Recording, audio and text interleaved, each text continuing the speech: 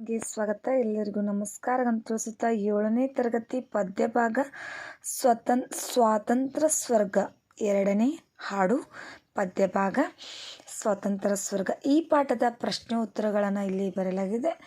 ಈ ವಿಡಿಯೋ ಇಷ್ಟವಾದಲ್ಲಿ please like ಮಾಡಿ, ಸಬ್ಸ್ಕ್ರೈಬ್ ಮಾಡಿ, ಶೇರ್ ಮಾಡಿ, ಕಮೆಂಟ್ ಮಾಡಿ, ನಿಮ್ಮ ಅನಿಸಿಕೆಯನ್ನು ತಿಳಿಸಿ ಅಂತ ಹೇಳ್ತಾ ಕೃತಿಕಾರರ ಪರಿಚಯ ಮೊದಲನೇದಾಗಿ ನೋಡೋಣ.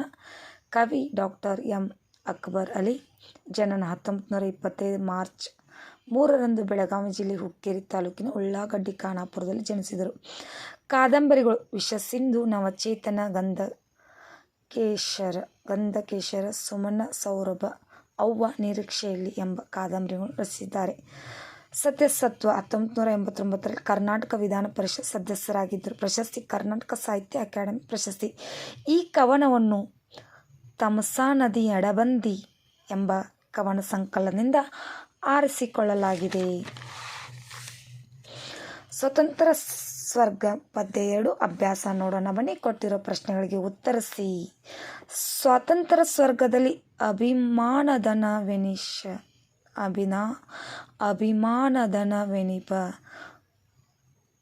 ಮಸ್ತಕವು ಹೇಗಿರುತ್ತದೆ ನೋಡುವುದು. ಸ್ವಾತಂತ್ರ್ಯ ಸ್ವರ್ಗದಲ್ಲಿ ಅಭಿಮಾನದನವೆನಿಪ ಮಸ್ತಕವು ಜಗ್ಗದೆಯ ಕುಗ್ಗದೆಯ ತಗ್ಗದೆಯ ಒಗ್ಗದೆಯ ಮೇಲೆ ಮುಖ ಮಾಡಿ ನೀಟಾಗಿ ನಿಂತಿರುವುದು. ಕವಿಯು ಬಾಳು ಹೇಗಿರಬೇಕು ಎಂದು ಆಶಿಸಿದ್ದಾರೆ. ಕವಿಯು ಮನುಷ್ಯನ ಸಂಕುಚಿತನ ಮನೋವೃತ್ತಿ ಅಳಿದು ವಿಶ್ವವು ತುಂಡು ತುಂಡಾಗಿದೆ ಒಂದಾಗಿ ಚೆಂದಾಗಿ ಬಾಳಬೇಕೆಂದು ಆಶಿಸಿದ್ದಾರೆ. ಕವಿಯು ಸಂಪ್ರದಾಯದ ಅನಿಷ್ಟ ರೂಢಿ ನಿಯಮಗಳನ್ನು ಏನೆಂದು ಕರೆಯುತ್ತಾರೆ? ಕವಿಯು ಸಂಪ್ರದಾಯದ ಅನಿಷ್ಟ ರೂಢಿ ನಿಯಮಗಳನ್ನು ಜನರಿಲ್ಲದ ವಿಸ್ತಾರ ಮರುಭೂಮಿ ಎಂದು ಕರೆಯುತ್ತಾರೆ. ಧ್ರುವತಾರೆ ಎಂದು ಕವಿ ಯಾರನ್ನು ಕರೆಯುತ್ತಾರೆ? ಧ್ರುವತಾರೆ ಎಂದು ಕವಿ ಭೂಮಿಯನ್ನು ಕರೆಯುತ್ತಾರೆ. ಕೆಳಗಿನ ಪದಗಳಿಗೆ ಪದ್ಯದಲ್ಲಿರುವ ಸಮಾನಾರ್ಥಕ ಪದಗಳನ್ನು ಬರೆಯೆಂದಿದ್ದಾರೆ. ಇಲ್ಲಿ ಬರೆಯಲಾಗಿದೆ ಸಮಾನಾರ್ಥಕ. ಈ ಪದಗಳನ್ನು ಬಳಸಿ ಸ್ವಂತ ವಾಕ್ಯ ರಚಿಸಿ ಎಂದಿದ್ದಾರೆ. ಇಲ್ಲಿ ಕೂಡ ಸ್ವಂತ ವಾಕ್ಯವನ್ನು ಬರೆಯಲಾಗಿದೆ. ಇಲ್ಲಿ ನೋಡ್ಬೋದು.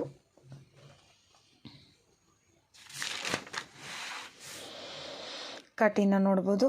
ನನಗೆ ಯಾವ ವಿಷಯವೂ ಕಠಿಣವೆನಿಸುವುದಿಲ್ಲ. ಕರುಣ. ನನ್ನ ಗೆಳತಿಯ ತಂಗಿ ಹೆಸರು ಕರುಣ. ಭಾಷೆ ಅಭ್ಯಾಸ ಬರೆಯಲಾಗಿದೆ.